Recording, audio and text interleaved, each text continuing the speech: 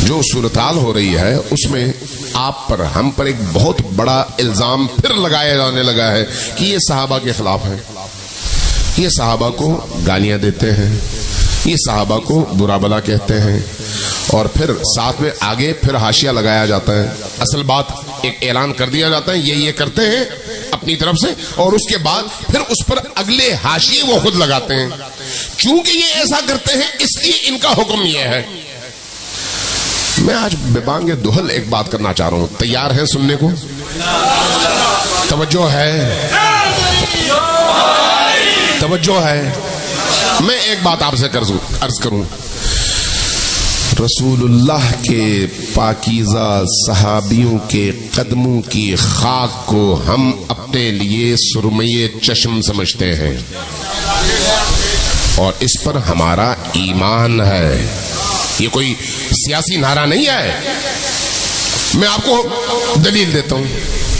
نہج البلاغہ آپ سب کے گھروں میں ہے نا، ہے یا نہیں ہے؟ جا کے اٹھائیے اور امیر المؤمنین کی وصیت پڑھیے جو آپ نے اپنی شہادت کے موقع پر 21 رمضان سے پہلے اپنے بچوں کو کیا ہے، اس کو پڑھیے.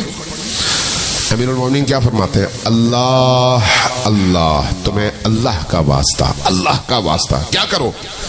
رسول اللہ کے اصحاب کا خیال رکھو، رسول اللہ کے صحابیوں کا خیال رکھو. کیوں اتنی تاکید ہے؟ تاکہ بعد میں آنے والے کچھ جھوٹے اس کا دعوے دار بن کر جو رسول اللہ کے صحابی ہیں ان کی توہین نہ کریں، ان کو برا بلا نہ کہیں. چونکہ رسول اللہ کے صحابیوں نے السابقون الاولون کے تحت بڑی محنت کی ہے اسلام کو ہم تک پہنچانے میں، کوئی اس میں دوسری رائے نہیں ہے. اہل البیت کا مقام اپنی جگہ، صحابہ کرام نے بڑی محنت کی ہے، بڑی مشقتیں اٹھائی ہے، بڑی قربانیاں دی ہیں، ایسی قربانیاں دی ہیں کہ ہم سوچ نہیں سکتے. اس لیے صحابہ کرام کی محبت ہمارے اندر کی تڑپ ہے، تڑپ. صحابہ کرام کے قدموں کی خاک کو ہم اپنی آنکھوں کا سرما سمجھتے ہیں، بلا شک، بلا کوئی تردید کے، تردد کے. صرف ایک چیز کی طرف آپ کی توجہ چاہیے.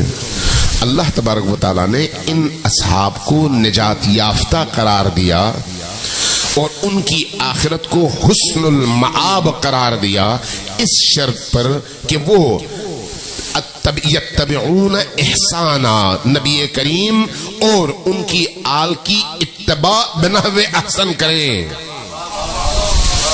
سمجھ آئی میں کیا کہہ رہا ہوں؟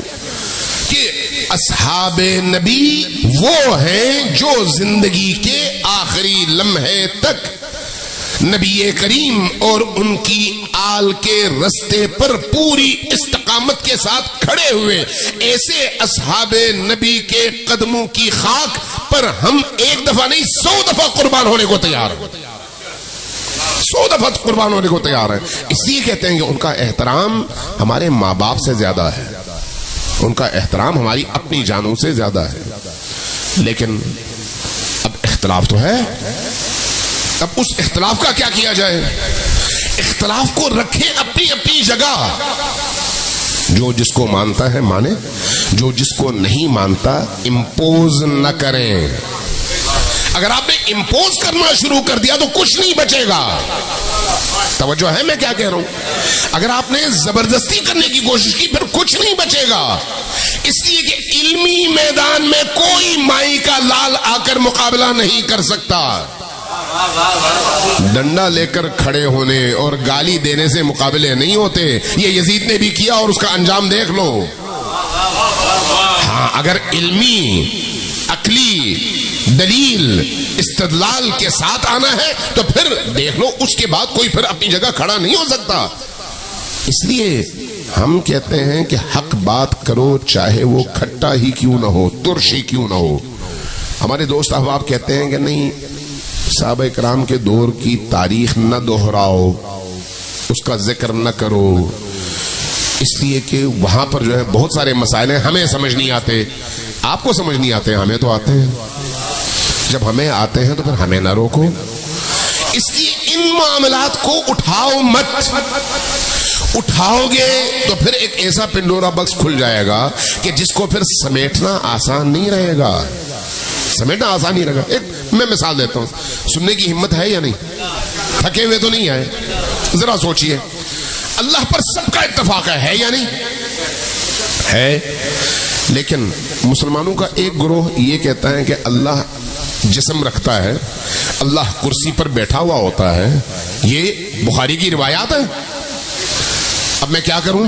कहूं कि ये काफिर है? नहीं, क्योंकि वो उसकी तौजीह करेंगे, इसलिए मुझे कोई हक नहीं है कि मैं कहूं कि वो काफिर है। जबकि अल्लाह के जिस्म का कायल होना खुद सबसे बड़ा कुफ्र है।